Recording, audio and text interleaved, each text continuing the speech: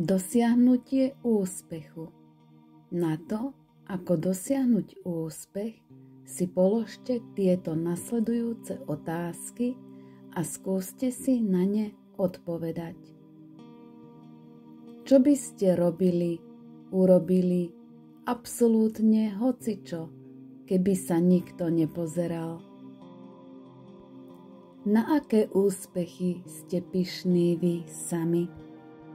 Stačí jeden čin denne, jedna pozitívna maličkosť môže časom zmeniť svet. Čím môžete urobiť pozitívny rozdiel?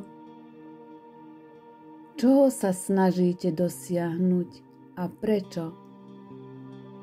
Ak nájdete dôvod, nájdete aj cieľ. Premýšľajte o tejto odpovedi každý deň. Keď budete vedieť prečo a budete vedieť smer, vaše úsilie dosiahne zmysel. Aké prekážky vám stoja v ceste? Prekážka je prekážkou, ak o nej nevieme. Aký je najbližší nasledujúci krok? Hlavné je vykročiť. Nie je dôležité, ako ďaleko pokročíme, hlavné je, akým smerom. Aké sú vaše slabiny a vady? Ako sa s nimi vyrovnávate? Nikto nie je dokonalý. Uvedomte si chyby a príjmite ich. Neporovnávajte sa s inými. Chyby nemusíte skrývať. Proti vade použite prednosť. Proti negativite použite pozitivitu.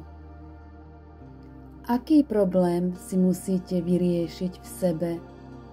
Za to sme si zodpovední sami.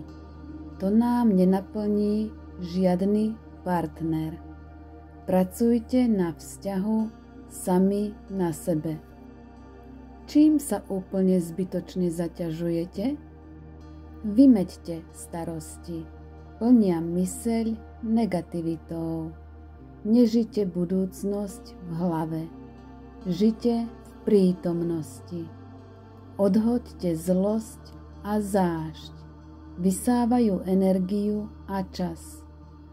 Objavujte, ale nemusíte vedieť všetko. Otvorte oči, uši novým príležitostiam.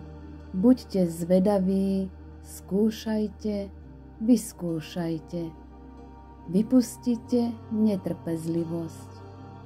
Kde nie je negatívna myšlienka, tam je pozitívna. Ako ste oslávili svoj posledný pokrok? Zamerajte sa na cieľ. Nepremýšľajte o včerajších zlyhaniach. Čo na svojom náročnom živote milujete? To, ako ste schopní reagovať na potiaže, definuje kvalitu vášho života. Môžete si vybrať, či sa necháte znehybnieť svojimi sklamaniami a frustráciou, alebo či zamakáte, povstanete a odomknete ten poklad, čo máte v sebe, svoj charakter.